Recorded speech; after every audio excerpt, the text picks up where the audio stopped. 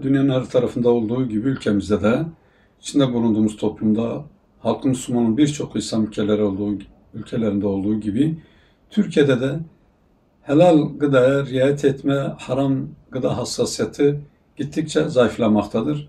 Dolayısıyla zaman zaman işte şu firmada, şu marketler zincirinde ve falan pişmekan fabrikada, üretim yerinde şöyle denetimde gıdalar yakalandı denilerek bu meselelerin bugünlerde çok işlendiğini görüyor.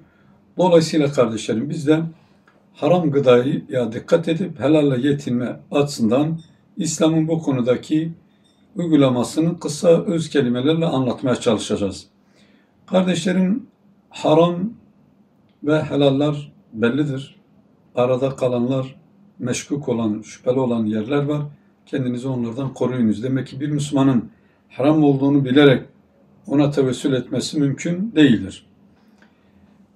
Haram iki kısma ayrılır. Haram li aynihi, haram li gayrihi. Yani bazı haram çeşitleri var ki kendisi haram olmadığı halde başkalarına başka sebeplerden dolayı kişinin alması haram olur. Mesela bir bağın önünden geçen bir insan sahibinden habersiz üzüm alıp yese veya üzümünü alıp götürse bu ne olur?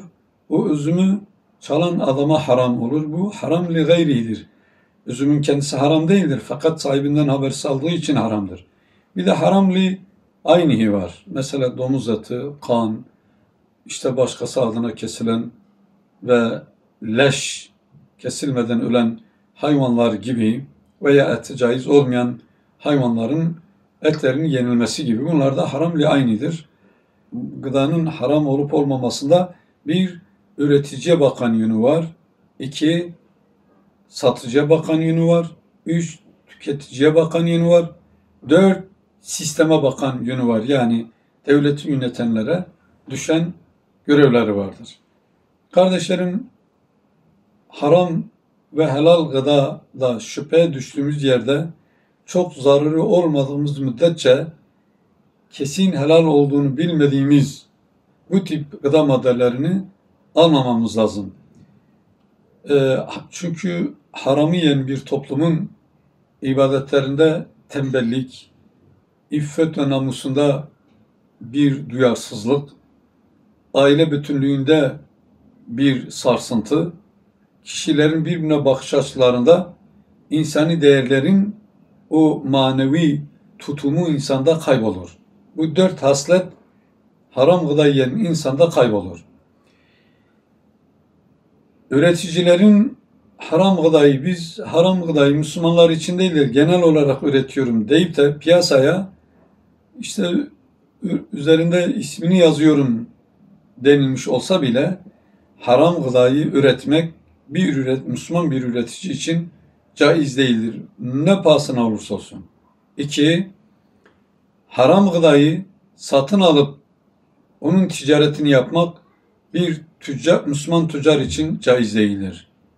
3, biz hangisine bakıp değerlendirelim, şunu yemeyelim, şunu içmeyelim deyip de haramlar çoğalmış ne yapalım deyip de bu konudaki hassasiyetini kaybeden bir tüketicinin Müslüman 5 vakit namazını kılmış olsa, yıllık zekatını vermiş olsa, haccını eda etmiş olsa, her sene Ramazan orucunu tutmuş olsa, bu insanda 4 hasletin kaybolmasına sebep olur. 1, ibadetlerde tembellik.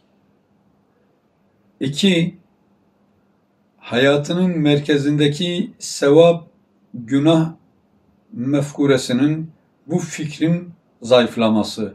3, namus hususunda hassasiyetini kaybolur. Ahlaki bir çöküntü, toplumsal yapı içerisindeki yaşamında ahlaki konularda dikkatsiz davranmaya insanı sevk eder ve aile içerisinde insanı asabileştirir. Aile bireylerinin birbirine bakış açıları, İslam'ın onlara yüklediği o sorumluluk, Müslümanın taşıması gereken İslami sorumluluk hassasiyeti sarsılır.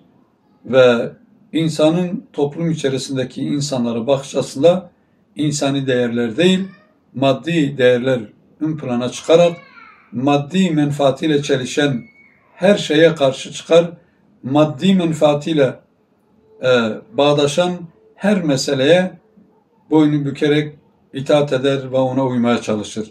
Burada devlete bakan, yöneticilere bakan yönüyle Müslüman bir halkın içerisinde, Müslüman bir pazarda İslami açıdan yenilmesi caiz olmayan maddelerin üretimine, tüketimine ve pazarda satılmasına Müslüman bir devlet, İslami bir yönetim buna mani olması lazım. Yöneticilerin de böyle bir sorumluluğu var. Bir de içinde bulunduğumuz asırda İslami sistemlerin takip edilmediği, seküler sistemlerin Batı'nın kaide ve kurallarıyla idare edilen ülkeler, örneğin Türkiye'de olduğu gibi böyle bir İslami sistemin kaldırılıp Batı sistemlerinin getirildiği yerlerde ulema-i izamın ve meşayih-i kiramın da halkın haram gıdadan uzak kalmaları, helal gıdaya teşvik etmeleri açısından onların da tebliğ, davet ve irşatlarına sıkıya çalışmaları, tutunmaları lazım ki toplum haram gıdadan uzak kalmaya çalışsın kardeşlerim. Bir insan ne zaman haram yiyebilir? Öleceğini bilse veya ciddi manada kalıcı bir hastalığa sebep olacağını bilse, doymamak şartıyla kişi haram olan bir yiyeceği yiyebilir, içebilir doymamak şartıyla.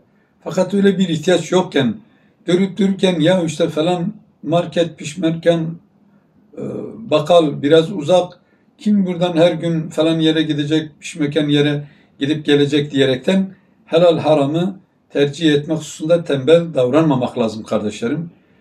Bazı üreticilerde, üretim merkezlerinde ürettikleri malın kendisi helal olduğu halde örneğin maya konulacaksa mayasına veya o gıdanın daha fazla uzun müddet işte varlığını sürdürebilmesi, hayatını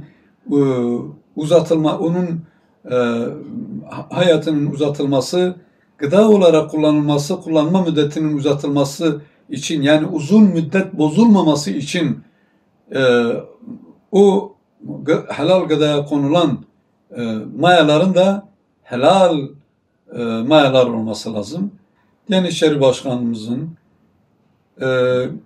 sivil toplum kuruluşlarındaki İslam alimlerimizin ve terbiye, edep ve ahlakta mektep şekline gelmiş ve hepimizin mutlaka öyle veya böyle kendilerinden istifade ettiğimiz meşayih-i kiramın dergahlardaki irşatları bu yönde sıkı tutarak bu konuya çok dikkat çekici, dikkat edecek ve tedbir alıcı bazı girişimlerde bulunmalarının gerekli olduğunu kanaat getiriyorum. Allah-u Teala helal ile yetinip harama tevessül etmeden hayatını sürdürebilen Müslümanlardan eylesin inşallah.